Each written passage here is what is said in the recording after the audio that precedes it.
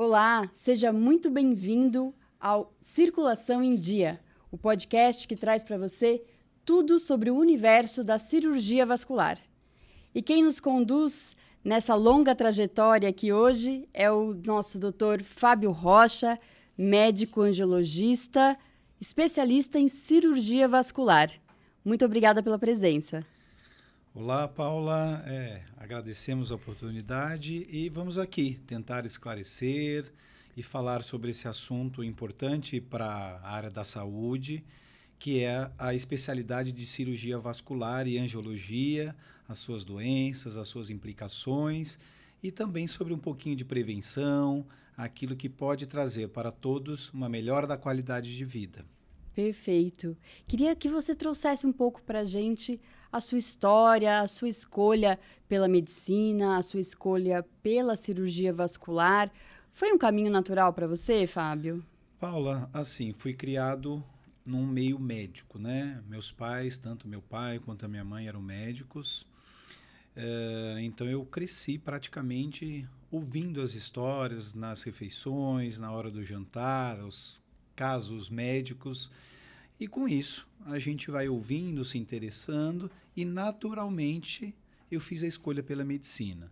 Prestei o vestibular, como todo mundo, passei na Faculdade de Medicina da USP, fiz aqui em Ribeirão Preto, e depois eu escolhi a especialidade de cirurgia geral, que é uma especialidade que é necessária, são 2 anos de cirurgia geral, após você terminar a Faculdade de Medicina, para depois que você terminar esses 2 anos de cirurgia geral, você faz mais 2 ou 3 anos. No caso, a minha escolha foi pela cirurgia vascular.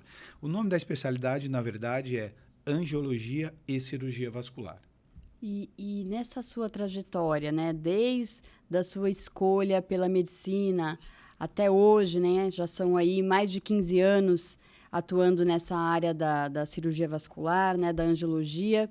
Quais foram os grandes aprendizados que você teve, que você poderia destacar? Bom, eu acho que o principal aprendizado que a gente tem na área da medicina, e quando a gente vai ficando mais velho, realmente a gente começa a ter esse olhar mais crítico, é primeiro entender que o médico está ali para apoiar, para ajudar e se colocar numa posição de igualdade com o paciente. Você está lá, você tem a sua formação, você realmente entende do assunto, né? Sabe como lidar. Tecnicamente é você quem vai operar o paciente assim que é necessário, mas a gente aprende que é necessário a gente ter humildade e se colocar numa posição de igualdade com o paciente. Então, no sentido, eu digo isso porque às vezes a gente tem aquela impressão de que o médico, né, se coloca numa posição às vezes acima dos pacientes, como eu que sei, eu que faço, e as coisas não são assim. E aí, ao longo dessa nossa conversa, nós vamos entrar inclusive num assunto que fala a respeito disso, qual que é a importância dessa aproximação, porque é fundamental para a gente, como médico, ter uma relação muito estreita com o paciente. Se nós nos colocamos em uma posição, diríamos, né, entre aspas, aí, de superioridade frente ao paciente, já existe aí uma dificuldade de relacionamento, você já coloca um bloqueio. Então, eu acho que esse é o maior aprendizado nesses anos, isso aí realmente a gente vai sentindo e vendo com os anos como a gente pode se portar, e dentre outras coisas, muitos casos, muitas situações inusitadas, né? É uma especialidade médica, a cirurgia vascular, que também trabalha com situações muito críticas, né? Se nós pegarmos aí as principais causas de óbito no mundo, as doenças cardiovasculares estão aí entre as primeiras causas. E é bem com isso que nós trabalhamos, né? Pensa-se que o vascular apenas trabalha com aquelas varizes, retirada de vasinhos, mas na verdade a nossa especialidade, ela é uma especialidade que trabalha com os vasos sanguíneos do corpo e praticamente em toda a parte do corpo. Então nós temos desde cirurgias mais simples, cirurgias que são voltadas até muitas vezes para o embelezamento das pernas, né? A gente diz muito sobre isso, que é a parte mais estética, mas a gente tem também cirurgias que são extremamente longas, cirurgias que são um pouco mais estressantes, né, para o médico, para os familiares e para os pacientes também com doenças mais graves também. Então, no Brasil, a gente teria aí um cenário das doenças mais comuns quando a gente fala em saúde vascular? Quando a gente fala em saúde vascular, e eu diria que isso não é só para o Brasil, é geral, o que a gente pensa de início são doenças relacionadas às varizes, né? A gente tem estudos hoje em dia já mostrando que aproximadamente cerca de 50% a 60% da população, seja no Brasil ou até em outras partes do mundo, 60% da população apresenta a doença varicose em algum estágio de evolução. A gente tem aquele estágio mais inicial, que são aqueles pequenos vasinhos nas pernas, os quais incomodam, em geral, mais as mulheres do que os homens. E, sim, as mulheres apresentam mais essa doença do que os homens, mas não é exclusivo, uma exclusividade das mulheres. E a gente tem as formas mais avançadas desse tipo de doença, né? Da doença varicose. São aquelas veias dilatadas, que trazem desconforto na perna, inchaço, sensação de peso ao final do dia, do trabalho, e em casos mais graves, esse quadro inicial com pequenos vasinhos e varizes, ao longo dos anos ele pode progredir e se apresentar de uma forma mais grave, que são as conhecidas úlceras varicosas, aquelas feridas que demoram para cicatrizar, trazem bastante incômodo, dor e implicam na produtividade do paciente também, e principalmente no paciente mais idoso. Um momento que você precisa ter um pouquinho mais de tranquilidade e você acaba numa idade mais avançada ainda tendo que carregar esse certo peso aí dessa doença que atinge muita gente.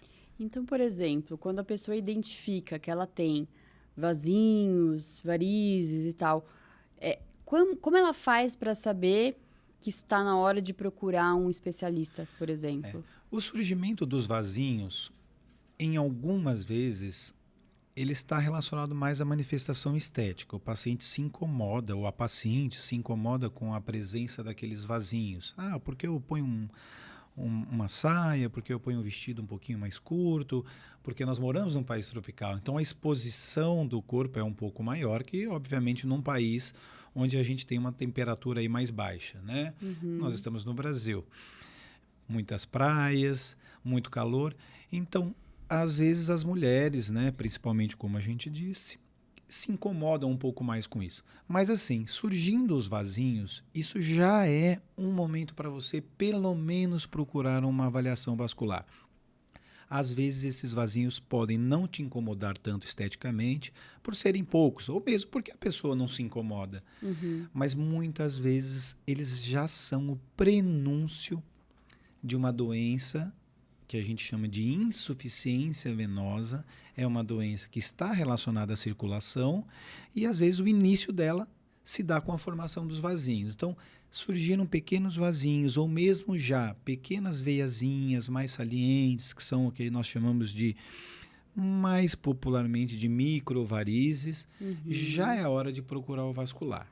Tá? E isso nós estamos falando com relação à doença varicosa, que faz parte de um contexto maior chamado de insuficiência venosa. Agora, nós temos diversas outras doenças vasculares e muitas delas muito graves.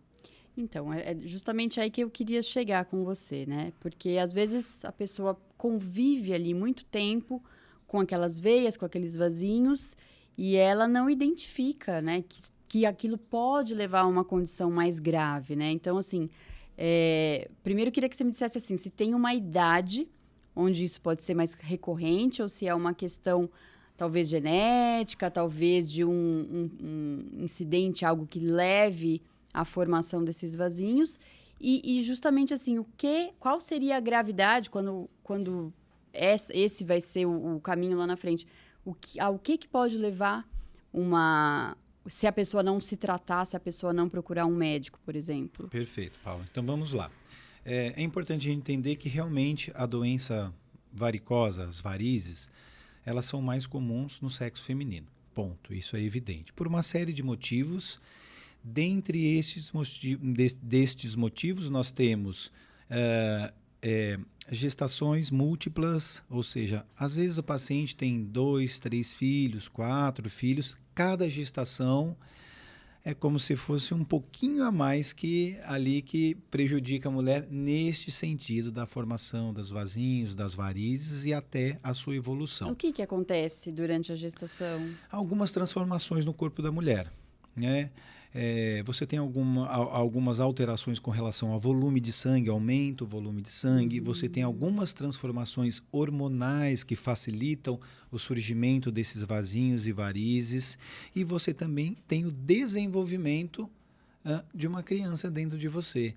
E quando você já tem um útero bastante aumentado por conta do tamanho mesmo, né? O que acontece? Ele começa a comprimir algumas veias que são importantes para o retorno do sangue, então você acaba aumentando a pressão das veias nas pernas. E essas veias, com essa combinação hormonal, esse aumento de fluxo sanguíneo, elas acabam se dilatando. Então, às vezes, a paciente não tem varizes, está lá com seus 25, 28 anos, fica grávida e na primeira gestação, mais ao meio da gestação, ela já começa a notar o surgimento de algumas varizes.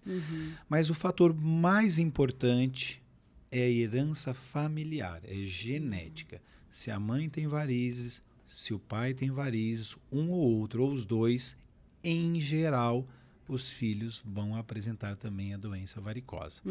Então, a idade que geralmente aparece é por volta aí, ou é final da adolescência, início da idade adulta, ou muitas vezes após aí a primeira ou segunda gestação. A gente tem, obviamente, os extremos. Temos pessoas que não vão apresentar doença varicosa em nenhum estágio da vida. É mais raro. E temos também aquelas que apresentam muito cedo, já no início da adolescência, às vezes praticamente aí na transição aí para os seus 12, 15 anos de idade, mas são aquelas pessoas que têm uma herança familiar muito forte. E, infelizmente, Paula, não tem o que fazer. Você precisa cuidar. Então, realmente, é importante, já no momento aí, apresentando aí esses pequenos sinais, essas pequenas veiazinhas, pelo menos passar por uma avaliação. Não que seja necessário fazer algo em termos de cirurgia ou tratamento, mas pelo menos uma primeira avaliação. E entender que o paciente vascular, no caso, para doença varicosa, para varizes e vasinhos, ele vai ser um paciente para o resto da vida. Ele pode tratar, ele pode operar, ele pode fazer o que a gente diz lá, a secagem dos vasinhos, mas isso vai acompanhar o paciente por toda a vida. E, às vezes, nós temos pacientes que nos procuram assim, já com uma idade mais avançada. E geralmente são pacientes que a gente tem uma dificuldade no tratamento em termos de resultado, em termos estéticos e até mesmo para você conseguir sanar aí a dor e o desconforto do paciente, porque a doença ela é crônica, ela é evolutiva, ela vai com o passar dos anos piorando. Com relação à doença varicosa, um dos principais agravantes é a formação daquelas feridas que a gente chama de úlcera varicosa, que trazem muito incômodo e desconforto para o paciente. E em alguns casos um pouquinho mais extremos, são quando essas varizes já são muito superficiais, muito dilatadas, geralmente pacientes já mais idosos, com a pele muito fininha, essas varizes se rompem espontaneamente. Então o paciente às vezes está andando numa loja, na rua, ou às vezes em algum outro local e rompe.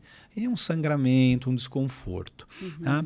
Mas assim, a doença varicosa ela não costuma ser de uma gravidade tal que ofereça riscos de vida ou que ofereça risco, por exemplo, de uma amputação ou coisa mais grave. Aí são outras doenças que a gente pode também, que vamos abordar aqui, mas o que existe é que, geralmente, pacientes com muitas varizes também têm uma predisposição maior a apresentarem uma situação que a gente chama de trombose venosa, que é o entupimento da veia, geralmente das veias mais profundas, que estão dentro da perna, e que sim, isso já é uma situação um pouco de maior gravidade, com alguns riscos que isso realmente precisa ser averiguado e tratado bem de perto. Ou seja, resumindo, é importante sim passar por uma avaliação vascular logo no surgimento de pequenos vasos ou varizes, inchaço na perna, sensação de peso e desconforto.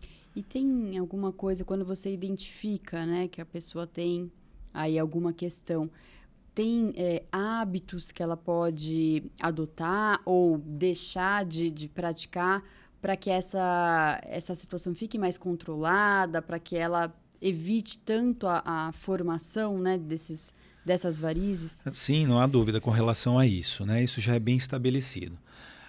Quando a gente tem herança familiar, não tem jeito, a gente tem e pronto, né? E tendo a herança familiar, quais são os cuidados, né, que a gente precisa tomar com relação a isso e que vão não impedir, porque 100%, Paulo, se a pessoa tiver essa herança genética, não tem o que fazer. Mas quais são os cuidados? Primeira coisa que está relacionada é o sedentarismo. Quanto menos atividade o paciente tem, assim, maior é a facilidade de desenvolvimento dessa doença. Então, às vezes o paciente ele fala, olha, mas eu não sou sedentário, mas, por exemplo, ele trabalha em escritório, fica sentado muito tempo, ou trabalha em pé muito tempo e se locomovendo pouco. O que a gente sabe é que a movimentação faz com que a própria panturrilha, né, popularmente a batata da perna, que é a musculatura da perna ali nessa região, ela trabalha ajudando o sangue a circular mais adequadamente, ajudando a promover o retorno do sangue. Então, pessoas que são sedentárias ou por escolha, né, não praticam atividade física, não fazem uma caminhada e com isso, obviamente, na maioria das vezes estão num sobrepeso, essas pessoas têm uma maior facilidade para o desenvolvimento dessas doenças. Tá? Então é importante a prática de atividade física, sem dúvida, controle do peso corporal. E quando a gente fala em controle de peso corporal, ninguém está pedindo para que, né, o paciente seja aquele ou aquela modelo. Não é isso, né? Mas a gente fala, estar dentro do que a gente chama de IMC, que é o índice de massa corporal adequado, né? A prática de atividade fortalece a musculatura da perna, ajuda no retorno do sangue. Então, essas são situações que a gente deve atentar. Para a mulher especificamente, existem outras coisas. No caso, principalmente referente também à parte hormonal. Então, o uso de anticoncepcionais orais, reposição hormonal numa idade mais avançada, se a paciente tem essa herança genética, isso pode, de certa forma, não é uma regra, mas pode agravar. Então, também precisamos estar bastante atento a isso. Às vezes, há pacientes que apresentam um aumento significativo de vasinhos e varizes depois que iniciaram a introdução da parte hormonal, seja um anticoncepcional, seja uma reposição hormonal no futuro. Então, são todas condições que a gente pode, como paciente, melhorar e cuidar para que essa doença não evolua de forma insatisfatória. E a alimentação, por exemplo, o tabagismo também interferem? O tabagismo ele é um vilão para as doenças vasculares, mas quando a gente fala em tabagismo, o tabagismo está relacionado à implicação de um outro conjunto de doenças que estão relacionados a outros tipos de vaso sanguíneo e aí sim, doenças de maior gravidade, que são as artérias. Então, quando a gente fala em tabagismo, o tabagismo ele provoca ao longo dos anos, e aí agora a gente voltando mais para um outro ramo dentro da cirurgia vascular, o tabagismo ele favorece a oclusão das artérias. Então, o que são as artérias? São os vasos sanguíneos que vão levar o sangue que acabou de ser bombeado do coração. É um sangue com oxigênio, com nutrientes que vão se espalhar por todo o corpo. Porque todo o nosso corpo necessita receber um sangue com oxigênio e com seus nutrientes. O tabagismo ele implica na obstrução desses vasos, que são as artérias. Quando essa obstrução acontece na perna, o paciente inicialmente, numa fase inicial da doença, ele começa a ter dor para andar alguma distância. Por exemplo, o paciente começa a caminhar, ele faz uma caminhada diária, leve, para ir na padaria, por exemplo, lá, anda 800 metros. Ele começa a sentir dor na perna quando está por volta dos seus 500, 600 metros. Ele para de andar um pouquinho, essa dor passa e ele continua. né? Só que se ele mantiver o hábito do tabagismo, e geralmente é um tabagismo de longa data, essa obstrução vai se tornando mais severa. Tão grave o é a ponto que às vezes não temos mais como desobstruir esse vaso sanguíneo. Então o tabagismo está implicado na obstrução dos vasos. Essa doença tem um nome, chama doença aterosclerótica das artérias, e essa obstrução, se for no caso na perna, pode evoluir inclusive para amputação da perna, de tão grave que ela é, ou da perna, ou do pé, ou de alguns dedos.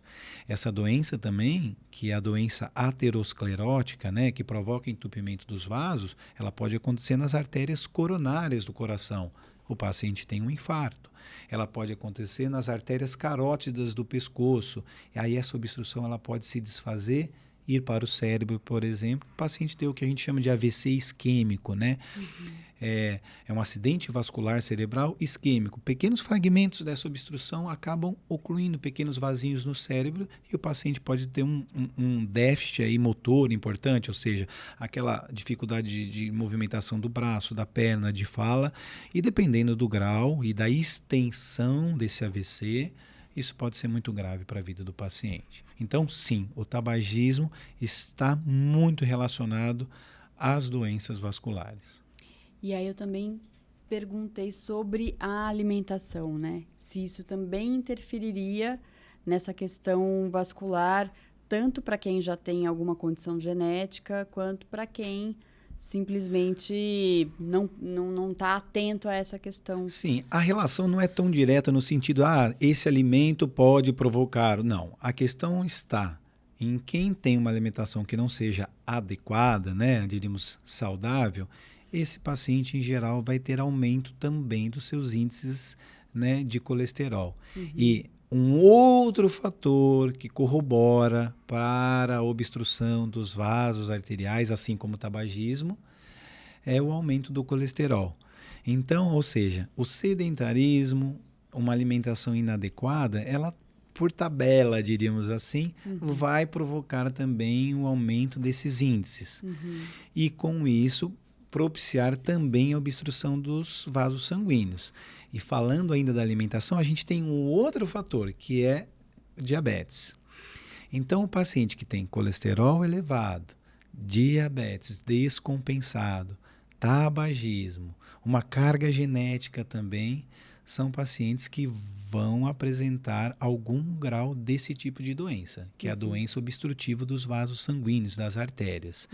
É óbvio que se for numa fase inicial, a gente tem como tratar com medicamentos, e em alguns casos um pouco mais avançados, existem cirurgias. Entra naquela parte da cirurgia vascular em que as cirurgias são um pouco mais complexas, demandam internação, geram um pouco mais de ansiedade, estresse para toda a família, mas a gente tem como tratar. O melhor que se pode fazer com relação a isso, Paula, é realmente controle alimentar, que vai gerar uma dieta saudável, ela gera controle da sua glicemia. Se você for já diabético, então isso é fundamental.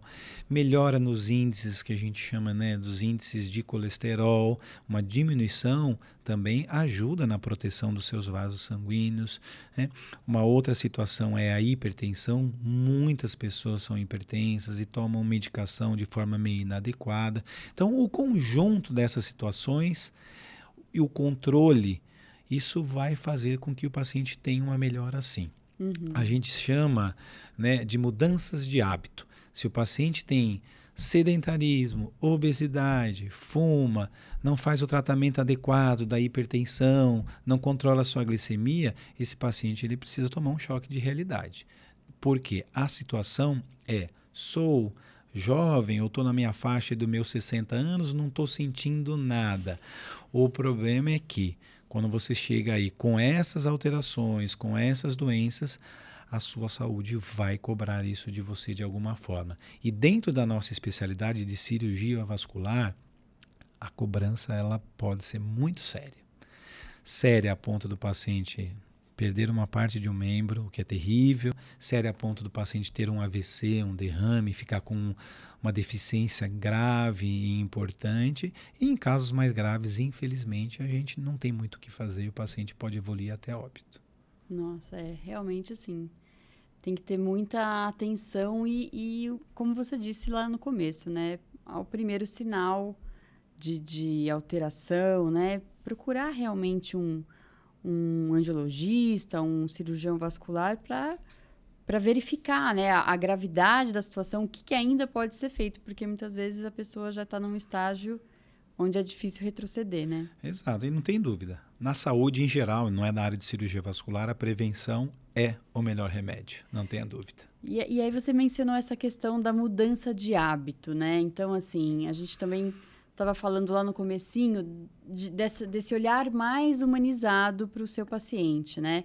Então, eu queria voltar e abordar um pouco com você, porque, às vezes, para a pessoa realmente transformar a vida dela, ela precisa ali de um apoio da família, né? Às vezes, sozinho, o paciente não consegue, porque são tantos hábitos aí de tantos anos, né? Já faz parte da pessoa, né? Então, como é que você, no seu atendimento, tem esse olhar um pouco mais amplo, que enxerga a história da pessoa, que enxerga ele ali no seu círculo familiar, né? Como é que você trabalha com essa questão para realmente trazer a consciência não só ao seu paciente, mas todo aquele círculo lá onde ele convive? Paula, olha só, essa pergunta que você fez ela é bastante interessante porque ela envolve, inclusive, um aspecto da minha vida profissional que já ocorreu há alguns anos atrás e que mudou, inclusive, a minha visão um pouquinho da forma como tratar, da forma como eu seguir até a minha carreira médica. Então, vamos lá.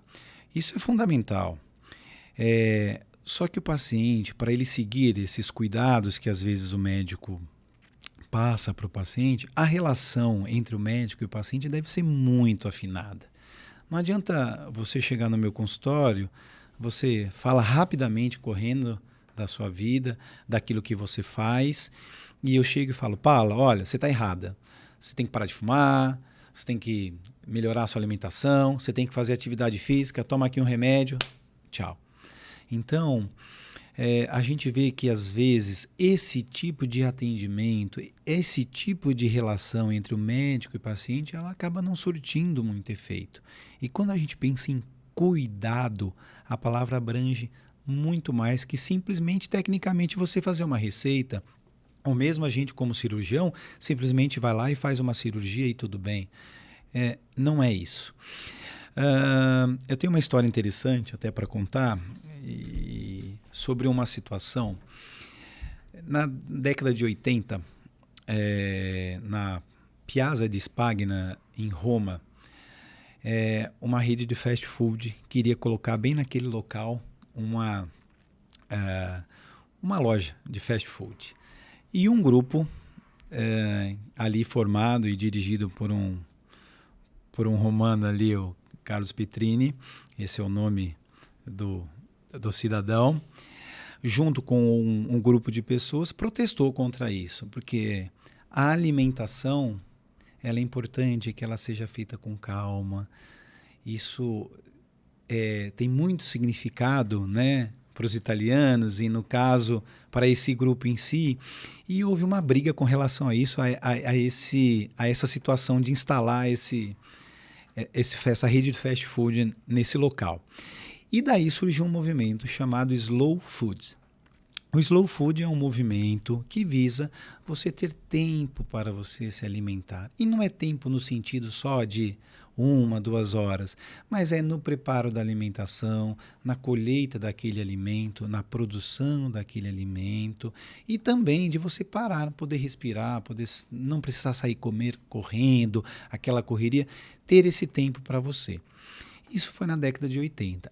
Inspirado neste movimento, surgiu no início dos anos 2000 o que a gente chama de Slow Medicine, né?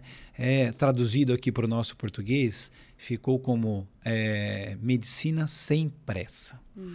E o nome vem muito a calhar. Por quê? Porque a gente vê que hoje em dia, né, tanto do paciente quanto do médico, existe essa correria. Então, o paciente chega, o médico pouco pergunta, pouco conversa, pouco fala, né? Já atende muitas vezes, examina muito pouco o paciente. Você vê que tem pacientes que reclamam, mas o doutor nem pôs a mão em mim, né? E já me deu a receita. E dispensa o paciente. Qual é o vínculo que você criou? Né? Como você vai propor para o paciente, né, para ele se alimentar melhor, ou para ele tomar certos cuidados, ou até explicar para o paciente o que ele tem, o que está acontecendo com ele dessa forma. Então, esse movimento SlowMed surgiu no início aí dos anos 2000, vem se espalhando pelo mundo, o Brasil rapidamente abraçou, e é um movimento que vem crescendo. E isso transformou a minha vida como médico. Né? Eu entendi que não adianta você fazer um atendimento em 10 minutos, também não significa que você tem que fazer um atendimento em 2, 3 horas, mas é o tempo necessário. Né, para você poder ouvir com calma do paciente. E aí, quando você falou da família e tudo mais, é isso que também significa o SlowMed. Você abraça o paciente como um todo. O paciente, às vezes, é um paciente que tem uma dificuldade de entendimento, ou às vezes um paciente que ele não quer fazer aquilo que você... Olha, senhor João, você vai precisar operar por conta disso, disso, disso. Às vezes o paciente, a vontade do paciente não é essa. Então, o que é importante? Você explicar a necessidade, explicar o que está acontecendo com ele, como que é essa doença, de uma forma acessível que o paciente entenda. Não adianta a gente chegar aqui e falar termos médicos e o paciente não, tá bom, e não entender nada. Né? E muitas vezes até abraçar ele como família. Olha, volte aqui, traga a sua família, vamos conversar sobre a cirurgia. É uma cirurgia que há necessidade? Olha, essa cirurgia realmente ela é muito necessária por conta disso. Se no final de tudo o paciente mesmo assim não quiser operar, por exemplo, ok, vamos respeitar a posição dele. Né? Vamos tratar daquilo que precisa. Em algumas situações a gente sabe que o paciente não tem muito para onde correr. Ele precisa fazer uma cirurgia, senão ele corre risco de morrer, né? Risco de morte ou de perder uma perna, por exemplo. Né? Mas para que essa interação seja bem feita, para que ele entenda, para que ele assimile, para que ele aceite o tratamento, é importante que o médico crie esse vínculo. Então, o SlowMed se traz muito disso. Você aprofundar no vínculo entre médico e paciente. É o que a gente chama de escuta ativa. Não é você chegar lá e eu falar um monte de coisa. Eu quero ouvir o que você tem para falar, quero saber da sua vida, quais são seus hábitos, quais são seus medos, sua angústia. Será que essa doença está trazendo alguma situação para você, além de física e emocional? A família está envolvida junto nesse contexto. Então, a Slow Medicine, que é esse conceito que a gente usa, né, ela vem com essa proposta. Às vezes também a gente pede exames desnecessários. O paciente vai lá e a gente pede um monte. Será que o paciente precisa desse monte de exame? Será que tem necessidade? Isso vai mudar alguma coisa? Então, não é que a Slow Medicine diga, olha, não vamos pedir tais exames. Não. É parcimônia. O paciente precisa daquilo? Então, sim, é aquilo que o paciente precisa. E quando a gente conversou logo no comecinho da abertura do podcast, né, que você me perguntou, né, o que eu aprendi ao longo disso, e é essa situação que a Slow Medicine traz. É você se colocar numa posição junto do seu paciente, obviamente, tecnicamente como médico, que tem o conhecimento, que vai propor um tratamento, mas ao mesmo tempo a sua aproximação. Né? Você tem que se colocar numa mesma posição, no sentido de pessoa. Claro. Né? De estar aberto para conversa, para ouvir, para entender. E você não está lá simplesmente para falar, não, seu João, é isso e pronto, vai ter que fazer isso e acabou. Não é assim que funciona. E aí gera uma confiança muito maior, né? Por conta muito desse vínculo maior, que se muito, cria, não? Muito maior. É mais fácil o paciente aderir ao tratamento que você propôs dessa forma. Quando ele olha para você e fala, olha, esse médico tocou. Esse médico, sim, fez a diferença. Eu entendi, ele foi adequado na forma como ele explicou isso para mim. Agora sim, isso eu vou fazer. Agora sim, eu vou fazer essa cirurgia. O que acontece muito é isso. Às vezes, no meu consultório, eu tenho a procura de consultas para ouvir uma segunda opinião. Não é nem para, vou começar a tratar com você. Doutor Fábio, olha, já vou avisar, eu estou vindo aqui, eu quero ouvir uma segunda opinião, porque eu fui atendido por um colega médico seu, vascular, ele já falou que eu tenho que operar, mas não me explicou e tudo mais. E aí a gente conversa, vê que tecnicamente é o correto, ou seja, realmente precisa ser feita aquela cirurgia, mas faltou essa interação, essa melhora no relacionamento entre o médico e o paciente. Então, às vezes, o paciente ele não tem a confiabilidade que ele precisa, né, para realizar aquele procedimento ou aquele tratamento. Porque fiquei pensando aqui, muitas vezes a pessoa ela não sente que o médico de fato entendeu, né, de fato conheceu, né, e se aproximou da realidade daquela pessoa, né? Então, assim, como você bem disse, não é só a questão técnica que está envolvida numa questão, olha, você precisa dessa cirurgia ou desse tratamento, né? Tem todo o envolvimento, né, da pessoa realmente entender a importância e talvez só realmente com uma medicina sem pressa, né, com tempo, com conversa, com olho no olho, que realmente a pessoa passe a se conscientizar do que precisa ser feito de fato, né? Exato. E assim, infelizmente, né, existe uma pressão sobre o médico também. Aí acaba entrando num outro assunto relacionado às operadoras de saúde, que também vão apertando o médico no sentido de ter metas, tem que atender tantos pacientes e às vezes a remuneração por isso ela é inadequada.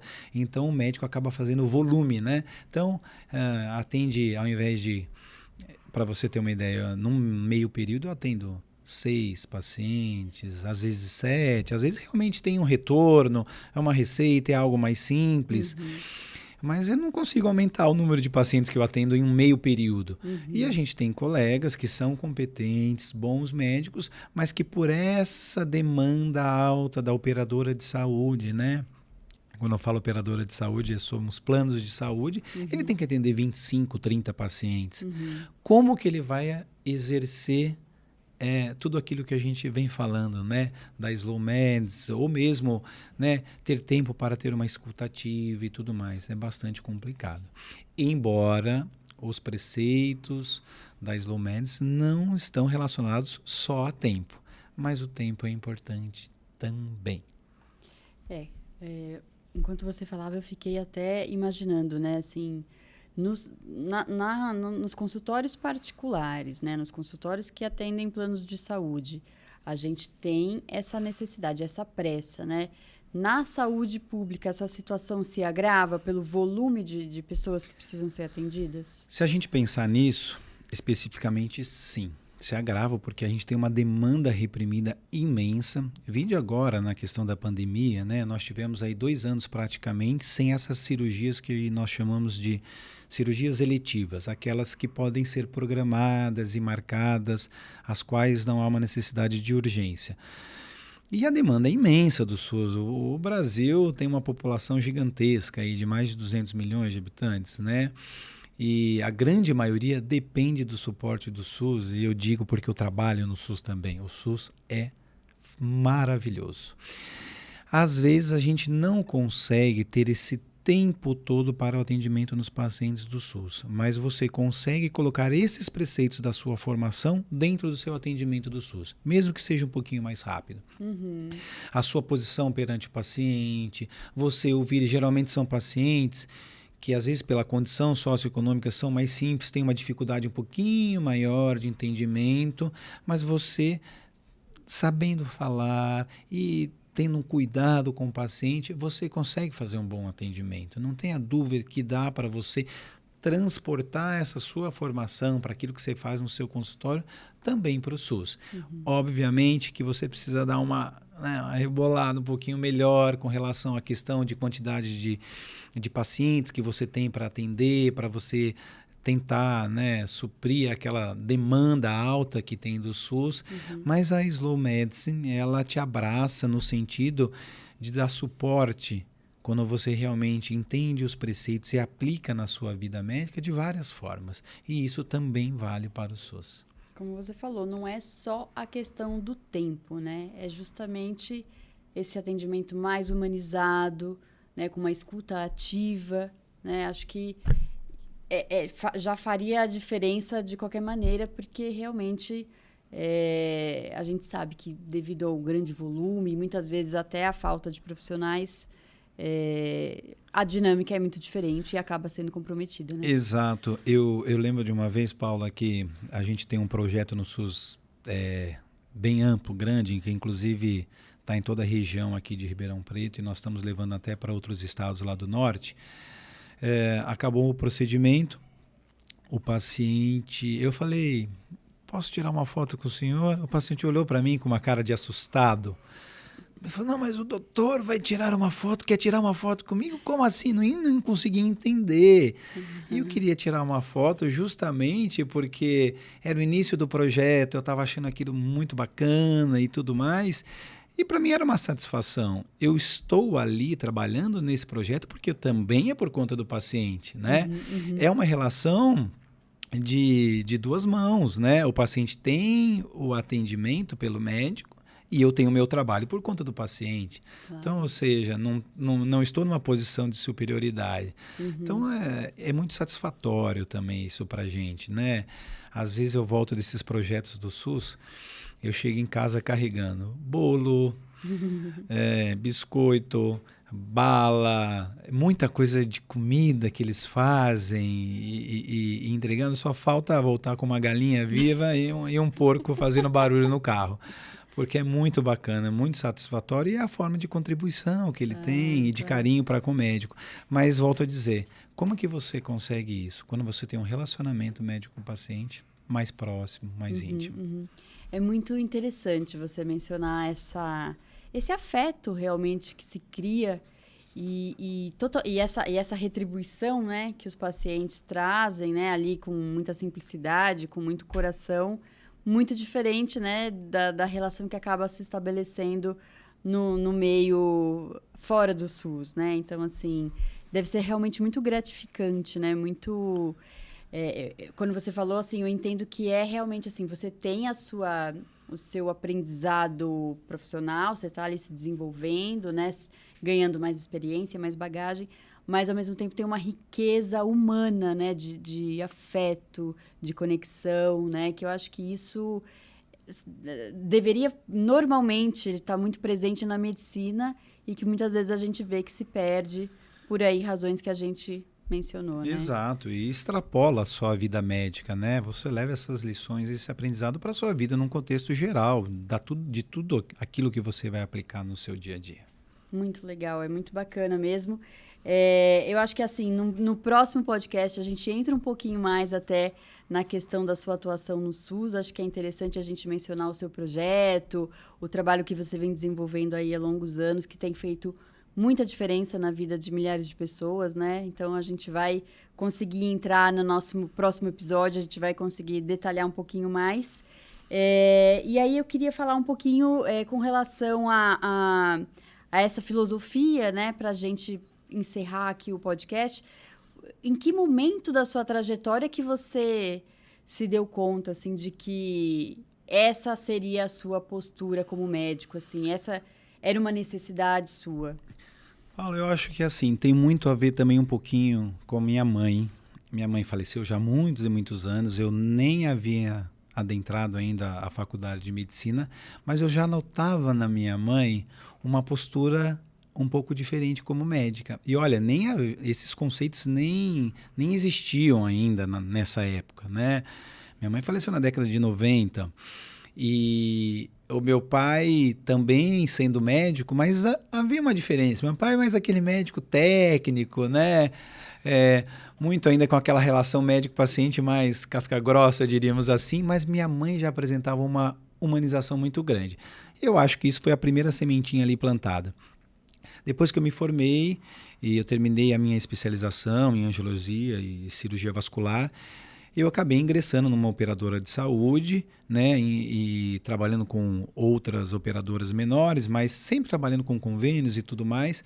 E eu comecei a receber esse tipo de pressão em termos de volume, não faça aquilo porque custa muito caro, não vamos operar esse paciente porque vai ter um custo muito grande, situações em que, infelizmente, o médico acaba sendo colocado e que é difícil, eu nem julgo nenhum colega médico que está nessa situação e temos muitos colegas que estão assim, mas existe uma pressão, né? Virou muito comercial essa relação, né?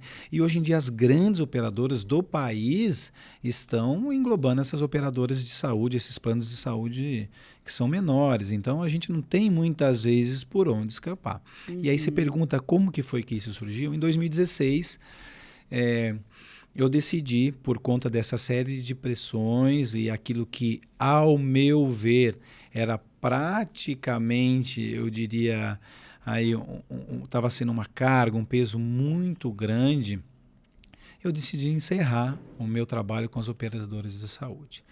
Eu encerrei, foi meio abrupto depois de uma certa discussão com uma parte administrativa, né, de uma operadora de saúde. E fiquei muito chateado, muito triste. Isso repercutiu com impacto, inclusive financeiro, na minha vida familiar, com filho e tudo mais. E lendo um pouquinho sobre medicina, até numa busca assim, meio sem rumo pela internet, eu me deparei com esse termo Slow Medicine. E eu acho que aquela sementinha plantada lá atrás da minha mãe deu uma germinadinha aí. Hoje em dia a gente tem o movimento Slow Medicine no Brasil, e eu comecei a ler a respeito, me aprofundei a respeito e falei, gente, é isso. Esse sou eu. Esse é o meu caminho. Porque é disso que eu gosto de fazer. É essa medicina que eu quero proporcionar para o meu paciente. Se vai ser fácil, eu não sei. E aí eu fui trilhando lentamente um caminho, com um pouco de dificuldade, sim, né? Aí o meu consultório era praticamente 100% particular e a gente sabe que hoje a grande maioria das pessoas tem convênio. Então eu via muitas vezes o meu consultório que era cheio, às vezes com poucos atendimentos. Precisei voltar até a fazer alguns plantões que eu já não fazia mais. Trabalhei no SAMU novamente, isso no ano de 2016, 17, 18. E aí apareceu um projeto, que é o projeto do SUS, que a gente chama de escleroterapia de varizes com espuma, que substitui em alguns aspectos e colabora no tratamento da doença varicosa. E eu comecei a aplicar a Slow Medicine no meu consultório, porque sim, eu tinha tempo agora e poderia fazer algo diferente. E ao mesmo tempo veio a minha entrada fortemente no SUS. Essas duas coisas se casaram.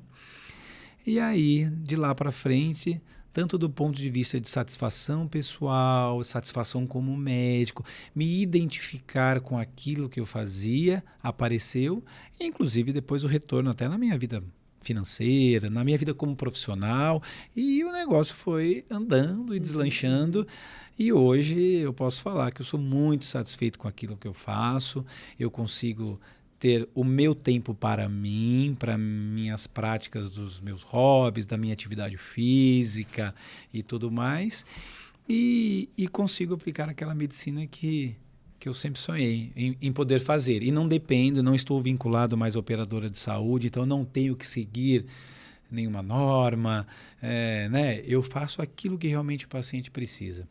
Precisa operar, vamos lá. Não precisa operar, não precisa. Esse exame precisa ser solicitado, vamos pedir. Esse exame não precisa, não vamos pedir. E dentro do SUS, procuro praticar a medicina com a maior humanização possível, né? E sempre com uma relação médico-paciente bem transparente e o mais próxima possível. Maravilha. Então, finalmente, assim, consegue atuar de acordo com a sua essência, né? Na medicina, sem as pressões, né? Sem fugir do que você acredita de fato, né, Fábio? Exato. E foram praticamente aí quase aí 12 anos aí enquadrado nesse esquema, né? Que ele existe, ele está aí, tudo bem, né? Mas conseguir se libertar um pouquinho disso e, ao mesmo tempo, trabalhar com o SUS, devolver um pouco, né? Para a sociedade, né? Aquilo que a gente faz de uma forma adequada e trazendo aí amenizando as dores, as dificuldades, o sofrimento de muita gente. É muito bacana e muito satisfatório também. Muito bom. Parabéns pela atuação. Que bom.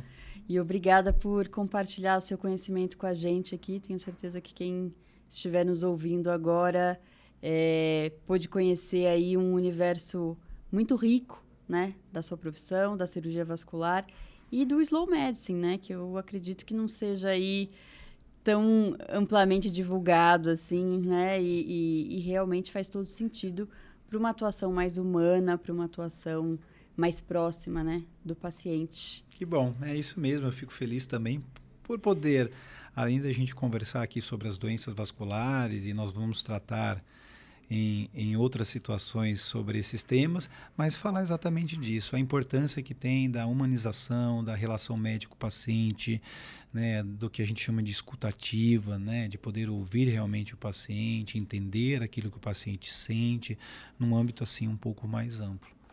Legal. Muito obrigada, Dr. Fábio. Eu que agradeço. E a gente vai encerrando por aqui, então, o Circulação em Dia. Agradeço a você que nos acompanhou até agora e até o próximo episódio. Tchau, tchau.